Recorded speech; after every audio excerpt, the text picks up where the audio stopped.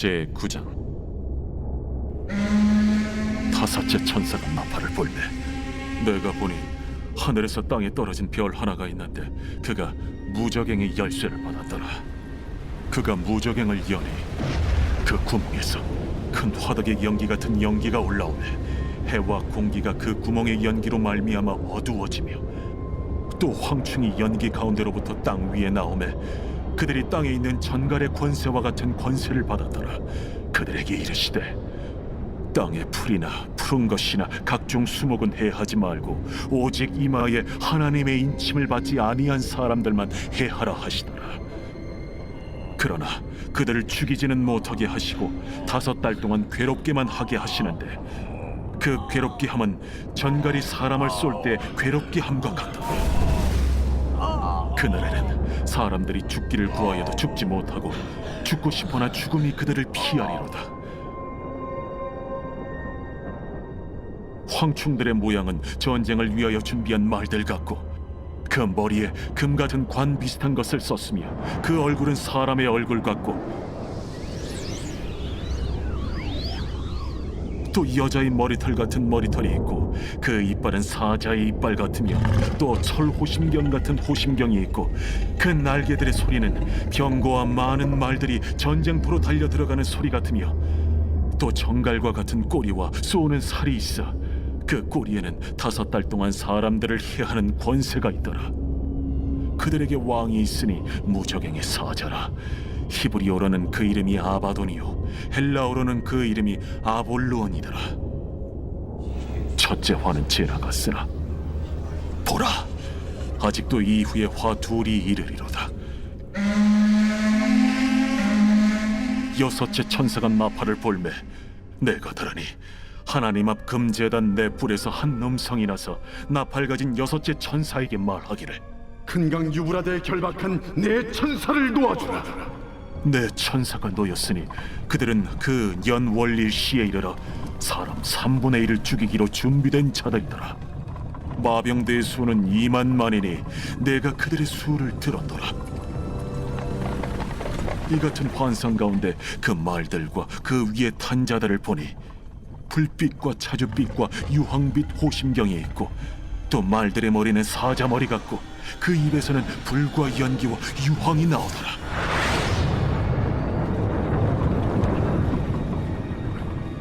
이 세 재앙 곧 자기들의 입에서 나오는 불과 연기와 유황으로 말미암아 사람 3분의 1이 죽임을 당하니라. 이 말들의 힘은 입과 꼬리에 있으니 꼬리는 뱀 같고 또 꼬리에 머리가 있어 이것으로 해하더라. 이 재앙에 죽지 않고 남은 사람들은 손으로 행한 일을 회개하지 아니하고 오히려 여러 귀신과 또는 보거나 듣거나 다니거나 하지 못하는 그 문통과 목속의 우상에게 절하고 또 그 살인과 복술과 음행과 도둑질을 회개하지 아니하더라.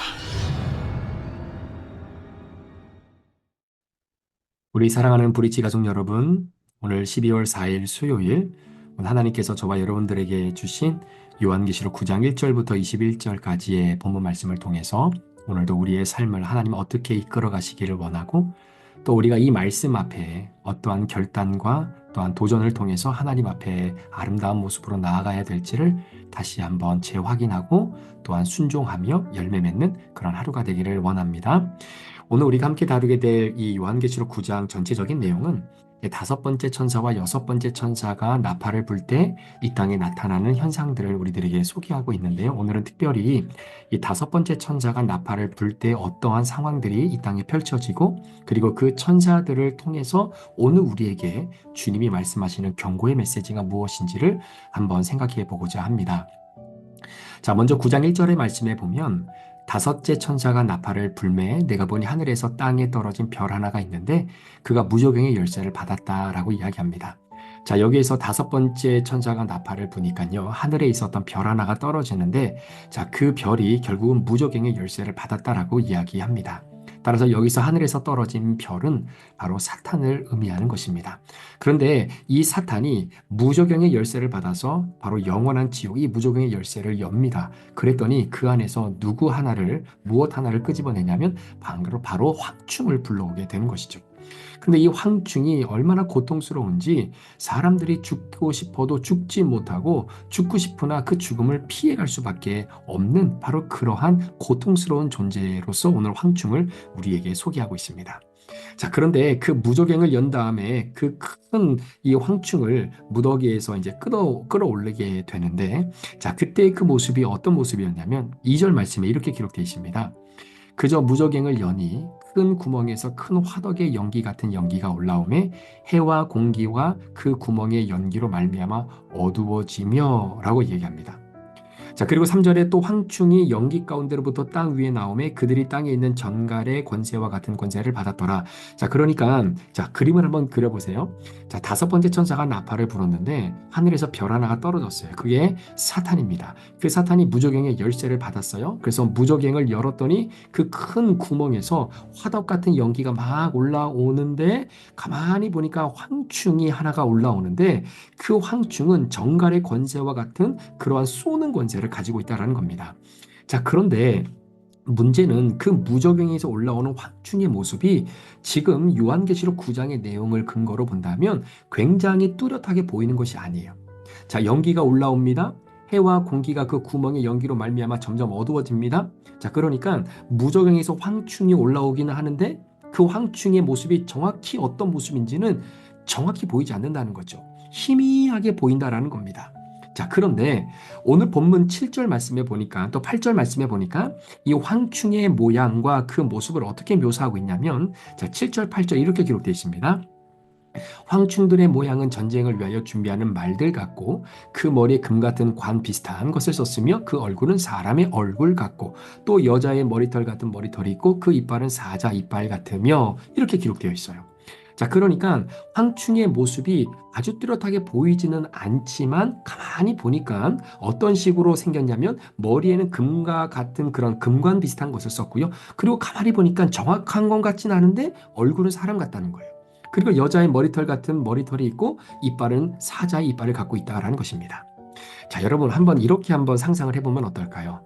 우리 인형극 같은 거 볼 때요. 물론 이렇게 인형을 만들어서 직접 이렇게 손으로 막 이렇게 움직이면서 인형극을 하기도 하지만 혹시 그림자로 인형을 이렇게 비춰주면서 이 그림자로 이야기를 만들어내는 그런 동화 같은 거 있지 않습니까? 그러니까 그림자 동화 같은 거. 그러니까 예를 들면 이런 거죠. 정말로 빛이 잠시 통과되어지는 큰 창호지 뒤에서 빛을 이렇게 쏘게 됩니다. 그리고 그 빛과 그 창호지 사이에 이제는 내가 사람들에게 보여주고자 하는 그런 형태의 어떤 동물들이나 아니면 어떤 형상들을 이렇게 만들어서 앞에다 딱 세워놓으면 이제 그것이 빛을 발해서 창호지로 반사가 되면 그게 이제 그림자로 보이는 거잖아요. 자, 근데 그림자로 보이는데 실제적으로 관객들이 볼 때는 그 정확한 형태를 볼 수가 없는 겁니다. 자, 그러니까 한번 여러분 생각해 보세요. 지금 이제 5번째 천사가 이제 나팔을 불 때에 무저갱이 열리고 그리고 이제 사탄이 거기서 황충을 이제 끌고 오는 겁니다.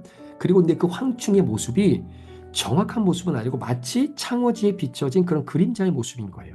그런데 가만히 보니까 관 같은 거, 금관 같은 거를 쓴 것 같고 얼굴은 사람 같아요.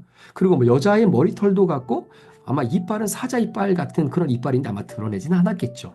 자, 그런 모습을 여러분 그림자로 이렇게 비춰줬을 때 여러분 조그만한 아이들은 그런 모습을 보면서 과연 어떻게 대답을 할까요? 아, 정말로 머리털도 길고 왕관 같은 것도 쓰고 그러면 여러분 뭐 10중 8구 다 공주님이라고 이야기하지 않겠습니까?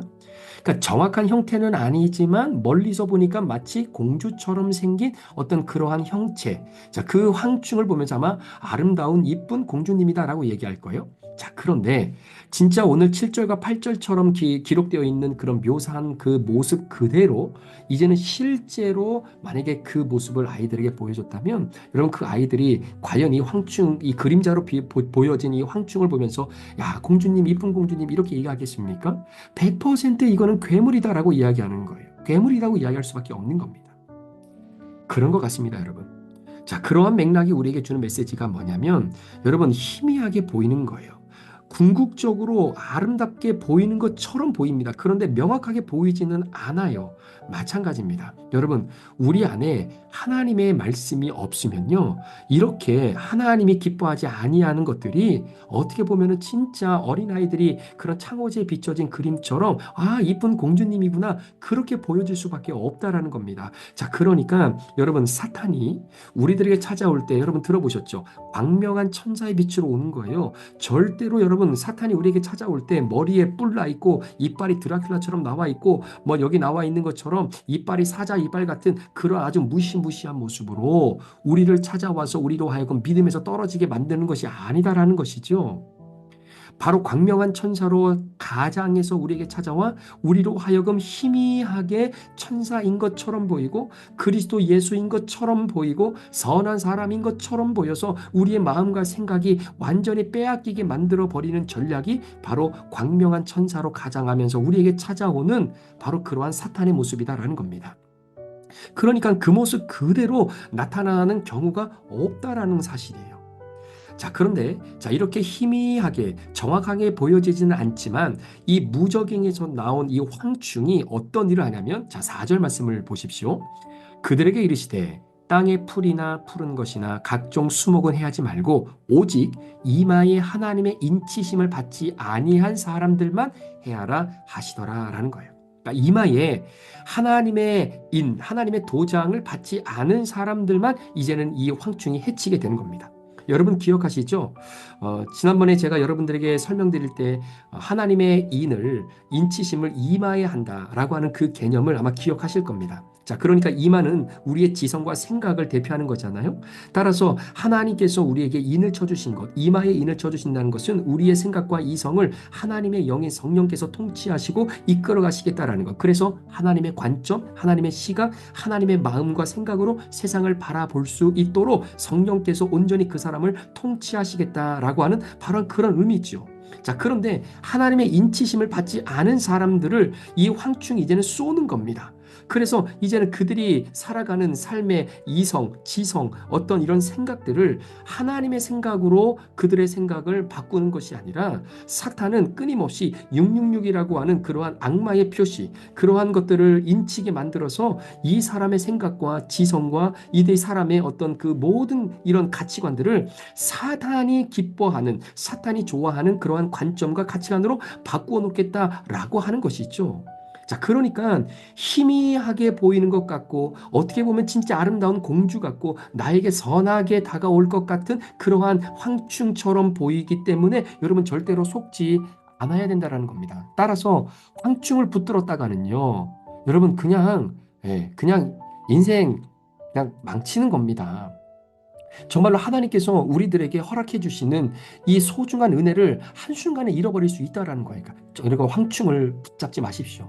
우리 눈에 보이는 희미하게 보이지만 정말로 이 한 번 쏘면 죽고 싶어도 죽지 못하고 죽기를 구하여도 죽지 못하는 그러한 영원한 고통 속에 빠져들어갈 수밖에 없는 이러한 황충, 이러한 사단의 정체를 여러분들이 정확하게 영적인 눈으로 판단할 수 있어야 되는 것입니다. 자, 그렇다면 이 말씀을 좀 우리의 삶에 적용해 볼 때 여러분, 우리가 살아가면서 이 땅의 황충이라고 말할 수 있는 것이 뭐가 있을까요? 저는 그 대표적인 것이 바로 돈이라고 생각합니다. 돈. 여러분, 돈이라고 하는 것은 가치 중립적인 거예요. 어떤 사람에게는 굉장히 중요한 도구가 될 수 있는 겁니다.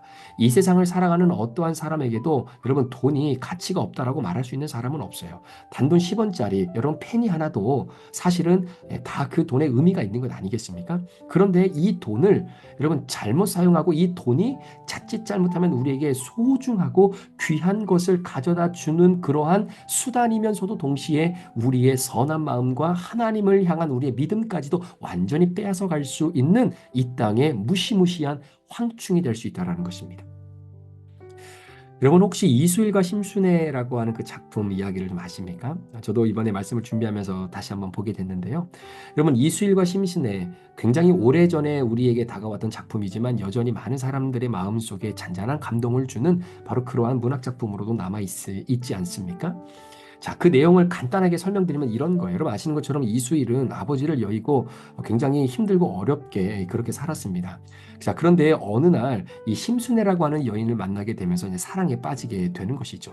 자, 그런데 이수일과 심순애가 서로 사랑을 하게 되는데 심순애 입장에서는 이수일이 자신을 먹여 살릴 만한 여건과 그러한 어떤 이 경제적인 능력이 거의 없다라고 판단이 되었을 수도 있었겠죠. 자, 그럼에도 불구하고 어떻게든 사랑 하나로 버텨가려고 애를 쓰는데 사실은 그게 쉽지만은 않지 않습니까? 자, 그러던 어느 날 이제 심순애가 이제 어느 친척 집에 들어갔다가 함께 시간을 보냈는데 거기에 누가 왔냐면 바로 당시의 도쿄 유학생이었던 굉장히 부잣집이었죠. 김준배라고 하는 사람을 만나게 됩니다. 근데 이 김준배라고 하는 사람을 만나게 되면서 알게 모르게 이제 심순애라고 하는 이 여인과 썸을 타게 되는 거예요.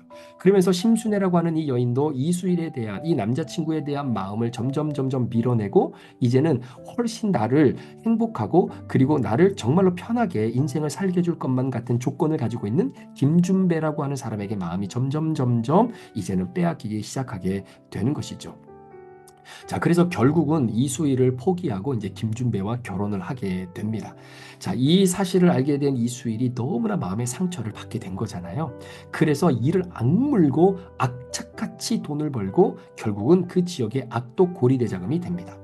그래서 이제 고리대자금이 되어서 이제는 어떻게든 이제 돈을 막 긁어 모으게 되는 거죠. 자, 그렇게 해서 결국은 시간이 지났는데 여러분 한번 생각해 보시겠어요?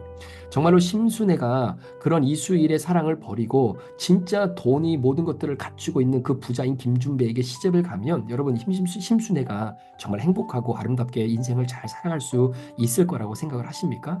아니죠. 너무나 힘들고 아픈 인생을 살아가게 되는 것을 보게 됩니다. 왜냐면은 너무나 부자였던 김준배가 이제 결혼을 하고 나서 심순애한테 다이아몬드를 이렇게 선물로 주잖아요. 그러니까 다이아 반지를 끼게 되는 겁니다. 그러니까 이수일과 심순애 작품 중에 그 유명한 어떤 그 대사 중에 하나가 심순애에게 이수일이 말하지 않습니까? 그렇게 다이아 반지가 좋더냐? 그렇게 돈이 좋더냐? 네, 그런 이야기도 나오는 건 아니겠습니까? 그러니까 이제는 이 심순애는 김준배로부터 다이아 반지 하나를 받았어요. 그런데 여러분 사실 심순애와 김준배가 결혼할 때 경제적인 이 갈등과 차이는 엄청나게 컸거든요. 자, 그러니까 그런 상황에서 결혼하고 나니까 어느 순간 시간이 지나면서 이제는 심순애와 김준배의 관계가 이제 갑과 을의 관계로 바뀌는 거예요. 그러니까 예를 들면 이런 겁니다. 김준배가 그렇게 사랑했던 심순애를 향해 뭐라고 얘기하냐면 아니 내가 당신한테 다이아 반지 하나 내가 선물로 안겨다 줬는데 그 다이아 반지를 받아놓고서는 어떻게 반찬이 이 모양 이 꼴양이냐. 아니 당신이 다이아몬드 반지를 받고 나서도 아니 아들 하나 못 낳냐. 아니 당신이 다이아몬드 반지를 나에게 받았는데 아니 내가 좀 바람을 나가서 좀 폈다고 그거 가지고 왜 이러쿵저러쿵 이야기하냐. 아, 이게 어느 순간 갑과 을이 되고 이제는 노예와 주인과 같은 관계가 되어져 버리고 만 것이죠. 그러니까 심순애는 김준배로부터 이 다이아 반지를 받을 만큼의 경제적인 어떤 혜택을 받으면서 평안하고 행복하게 살 것이라고 생각을 했던 거죠. 그런데 웬일입니까? 뚜껑을 열어보니까 결국은 본인이 다이아를 낀 그런 평생 노예로 살아가는 그런 인생이 되고 말았다라는 것이죠. 여러분 마찬가지입니다. 정말로 여러분 가난한 여인과 돈 많은 남자. 그러니까 예를 들면 우리가 잘 아는 캔디 있잖아요. 돈 많은 테리우스하고 가난한 캔디가 결혼하면 행복하게 잘 살 수 있을 것 같은 이야기는 만화에서만 나오는 이야기고요. 예를 들어서 한번 생각해 보십시오. 진짜 찌질이도 가난한 여자가 진짜 부자하고 결혼을 했다고 한번 가정을 해보십시오. 그래서 그 남편이 아내에게 10억짜리 아파트를 선물했다고 한번 생각해 보십시오. 아우 심장이 터지죠. 10억짜리 아파트를 선물로 받았는데 여러분 그 순간 어떻게 되는지 아십니까? 이제는 이 여인은 평생 남편의 10억짜리 이런 생생을 받아내야 될 사람이 되는 겁니다. 이제는 평생 살아가면서 10억만큼의 봉사를 해야 되는 그런 위치로 이제 젖어들게 되는 거예요. 갑과 을의 상황이 될 수밖에 없다라는 것이죠. 결국은 이 사실을 알고 나중에 다시 심순애가 이수일에게로 돌아와서 자신의 잘못을 고백하지만 결국은 이수일이 그 사랑과 그 용서를 받아주지 않죠. 그래서 심순애가 이제 자살을 하게 됩니다. 저는 이 작품 자체가 이 돈이라고 하는 것, 이 물질이라고 하는 것이 얼마나 무서운가를 우리들에게 절실하게 드러내는 굉장히 기가 막힌 작품 중에 하나라고 생각을 합니다. 자, 그러면 이런 생각이 들겠죠. 그럼 목사님, 결혼은 경제적인 어떤 이런 그 수준에 따라서 부자는 부자들끼리 결혼하고 가난한 사람은 가난한 사람들끼리 결혼해야 되는 겁니까? 라고 질문이 들 수도 있겠죠. 정답은 아닙니다. 여러분, 부자와 가난한 사람 결혼할 수 있어요. 자, 그런데 이 두 사람이 경제적인 차이가 심하게 남에도 불구하고 사랑으로 결혼을 한다면 여러분 반드시 거쳐야 되는 과정이 있습니다. 자, 그것이 뭐냐면 바로 부자는 지금까지 내가 이 돈이 나의 욕심과 만족을 드러내는 하나의 수단으로 생각했다면 이제는 그것을 회개를 반드시 해야 돼요. 그래서 이 돈이 우리 가정의 주인이 아니라 하나님께서 우리 가정을 이끌어 가시는 진정한 주인이라는 것들을 다시 한번 선포하고, 그리고 이 돈이 결국은 하나님으로부터 우리가 더 멀어지게 만들 수 있다라고 하는 바로 그런 경각심을 믿음으로 바라보는 바로 그런 회개의 과정이 반드시 이루어져야 된다는 것입니다. 또한 가난한 사람들은 지금까지 살아오면서 돈이 없었지만 그래서 돈이 있는 사람들을 미워하고 시기하고 질투하고 그 돈 많은 사람들을 혐오하면서 어떤 열등감에 살아왔던 자기 자신의 모습을 철저히 회개하면서 하나님께서 허락하신 물질 안에서 감사하게 살아가는 훈련들을 받고 그리고 결혼을 해야 된다라는 거예요. 그래야 경제적인 차이가 있어서 결혼한 부부라 할지라도 함께 구원을 향해서 믿음으로 한 걸음 한 걸음 나아갈 수 있는 소중한 부부가 될 수 있다라는 것입니다. 여러분, 돈이라는 것 다시 한번 말씀드리지만 굉장히 중요한 겁니다. 여러분, 돈이 가치가 없다는 게 아니에요. 여러분의 인생에 돈이 없어야 된다라는 이야기가 아닙니다. 너무나 소중하고 가치 있는 것이죠. 그런데 때로는 그 돈이 마치 큰 구멍에서 큰 화덕의 연기 같은 연기가 올라오매 해와 공기가 그 구멍의 연기로 말미암아 어두워져서 그 본질, 그 본래의 그 어떤 그 의미를 우리가 쉽게 잊어버리지 못하고 희미하게 보여서 우리가 쉽게 넘어갈 수 있다라는 사실을 다시 한번 우리가 생각하며, 여러분, 돈이라고 하는 황충이 쏘는 여러분 그 쏘는 그 침을 맞잖아요. 못 태어나옵니다. 절대로 못 태어나옵니다. 죽고 싶어도 죽기를 각오해도 여러분 그 죽음이 그들을 피해가고요. 죽음을 구하여도 죽지 못하는 영원한 고통에 빠져들어갈 수밖에 없다라는 거예요. 여러분, 그런 이야기들 많이 있고, 아니 심지어 혹시 이 말씀을 듣고 있는 여러분들 가운데 어떤 가정은 여러분 정말로 도박에 빠져 있는 가정, 또 어떤 가정은 이 돈이라고 하는 이 주식에 빠져 있는 가정, 또 어떤 가정은 이 돈 때문에 정말로 집안이 너무나 힘들고 정말로 풍비박살이 날 수밖에 없는 상황에 있는 분들도 혹 계실지 모르겠어요. 사랑하는 성도 여러분, 황충이라고 말하고 하는 이 돈, 정말로 이 돈이 희미하게 보여서 우리의 믿음과 하나님을 향한 우리의 신앙까지도 빼앗아가지 못하도록 여러분들이 다시 한번 믿음의 경각심을 가지고 바라봐야 된다는 것이죠. 자, 두 번째, 이 시대의 황충, 우리를 쏘고 우리로 하여금 하나님을 바라보지 못하게 만드는 것이 무엇인가? 저는 그것이 변화라고 생각을 합니다. 변화. 여러분, 이 변화라는 건 굉장히 중요한 거죠. 모든 사람들은 다 변화를 추구합니다. 그리고 변화가 되면 뭔가 새로운 어떤 가능성이 보여질 거라고 생각을 하지요. 여러분, 마찬가지입니다. 여러분, 이스라엘 백성들도 노예로 430년 동안 살면서 하나님께서 이들에게 진정한 자유와 해방을 주시기 위해서 하나님께서 모세를 보내서 이제는 바로의 마음을 이제는 무너뜨리게 되는데 10가지 고난을 주게 됩니다. 자, 10가지의 고난을 이제 주게 되는데 이스라엘 백성들에게 있어서 이 고난은 하나님의 구원의 사건이죠. 그러니까 이 구원의 사건을 바라보면서 이스라엘 백성들은 뭔가 변화가 우리 가운데 있게 될 것이다라고 하는 희망을 품게 되는 겁니다. 그래서 그 변화가 우리 안에 일어나면 회복이 가능할 것이다라고 생각을 하지요.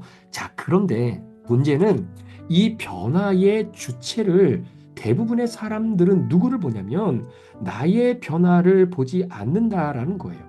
남의 변화를 보고 환경의 변화를 본다라는 겁니다. 자, 그러니까 이런 거예요. 자, 예를 들어서 교회라고 하는 공동체를 한번 생각해 볼까요? 자, 교회라고 공동체 가운데 예를 들어서 우리 교회가 좀 변화했으면 좋겠다. 우리 교회가 조금 더 변화돼서 회복의 가능성을 찾아냈으면 좋겠다. 뭐 이런 마음을 당연히 가질 수 있겠죠. 자, 그런데 문제는 뭐냐면 그렇게 변화되어지기를 바라면서도 오히려 마음속에 변화되어져야 할 주체는 내가 변하는 것이 아니라 내 옆에 있는 다른 성도가 변하기를 바라는 거예요. 내가 변하기를 바라는 것이 아니라 우리 교회 운영위원들이 변하기를 바라는 거예요. 내가 변하는 것이 아니라 우리 목사님이 좀 바뀌었으면 좋겠다라고 하는 변화를 추구하는 마음인 것이죠. 자, 그러면서 변화를 통해서 새로운 어떤 회복의 가능성을 바라보는데 변화의 주체가 내가 되기를 원치 않더라는 거예요. 나는 괜찮으니까 남이 변하면 되고 나는 괜찮으니까 내가 있는 환경이 좀 변하면 된다라고 생각을 하게 되는 것이죠. 그런데 여러분, 기억해 보십시오. 내가 아무리 남의 변화를 꿈꾸는 거, 여러분 이런 변화를 꿈꿔본 적 있으십니까?